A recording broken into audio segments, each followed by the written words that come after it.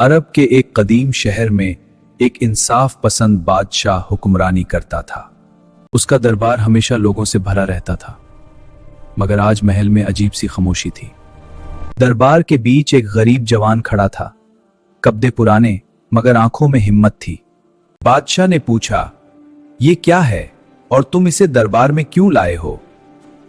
بادشاہ سلامت، یہ پاتھر نہیں، یہ سچ اور صبر کا امتحان ہے۔ کچھ لوگ ہنس پڑے، کچھ ایک دوسرے کو دیکھ کر خاموش ہو گئے۔ جب لوگوں نے پاتھر پکڑا، اس کی روشنی دھیرے دھیرے کم ہونے لگی۔